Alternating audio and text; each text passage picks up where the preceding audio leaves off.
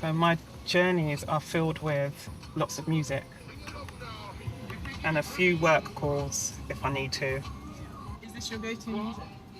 No, I'm normally listening to house, so I think you're always listening to house, put something different on.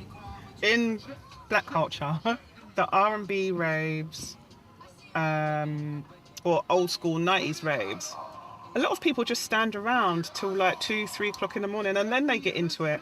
Whereas in house music, you're vibing from the time you walk in. It's a lot more freeing. No one cares what they have on. No one cares what they look like. No one cares if they get hot or sweaty. Whereas I think R&B old school raves, they're very much like people don't want to get hot. People just they are very much just standing around looking. And then by the time it gets good, it's finished.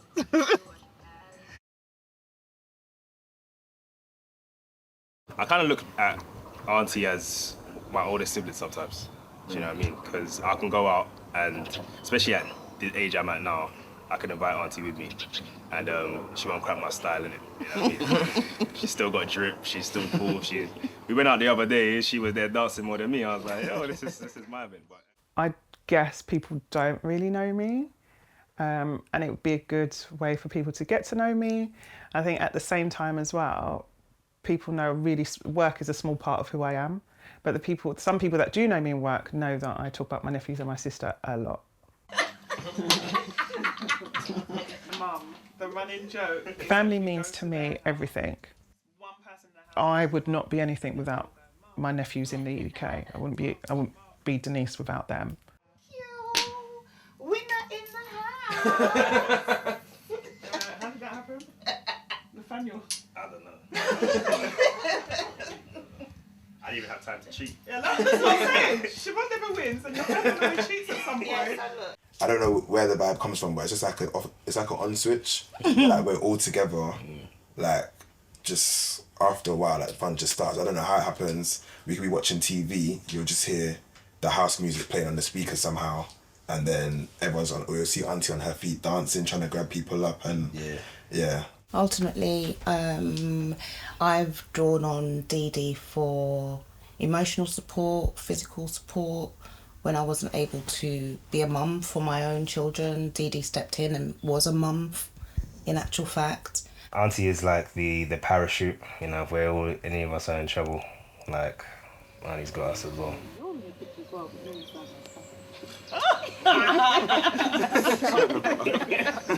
You weren't with us quite yet.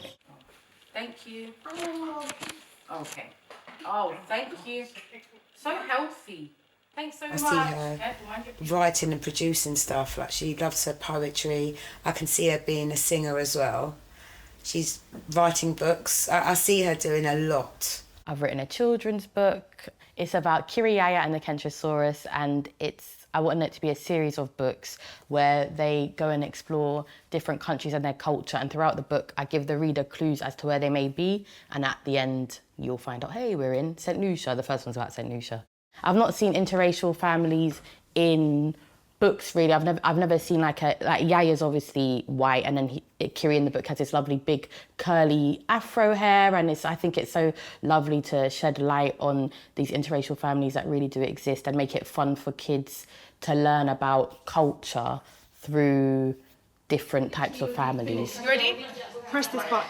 Yeah, it's 10 minutes now. Yeah, press it. Family culture in Widen and Kennedy is that people are getting married, they had already had their first home, their career was established, they had climbed that corporate ladder, and I had just started my job, super young, I didn't have my own home, I still don't have my own home, living with my parents, my brother, his girlfriend at the time, like it was a really busy house. Yeah, I was really worried about being judged being pregnant, and I didn't even bring my race into it, but my race was a factor as well. I don't think you would go to anyone else that isn't like me and say, oh, like, is their dad around? That wouldn't be a natural question, but I've had that asked to me. Brian's a sad as well. Yeah. It's granddad. Happy birthday. Go on. Say bye. Gonna go and take granddad to work. So proud of her and she's become, and she's a great mum, but she doubts it. She's, like I said, she is, you know, they say sometimes who do you admire, who do you look up to? Wouldn't be a prime minister or a royal or even my own mother, as much as I love my mother. I think Lenya is one of the most nicest beings I've ever come across. Ever. Like, just lovely girl. Nicer than me. Anywhere that you're comfortable. I'm tumbling. Mummy, Yeah? Mummy, what is this colour? I think parenthood is just having a child. No, married, not married, living with parents, single, not single. Like, it's just, to me, loving a child is parenthood, regardless of your circumstance. Look at me. So pretty. Thank you. So this is something I'm super proud of as well. So this is the first EP with an artist that I've been working with for about like 5-6 years. His name's Keynes Woods. He's from Toronto.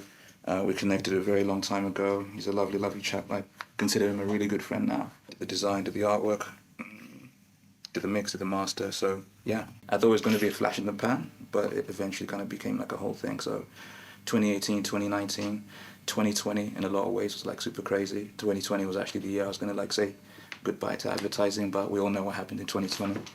We'd actually booked a tour off the back of this EP. I don't know if you guys are familiar with 88 Glam.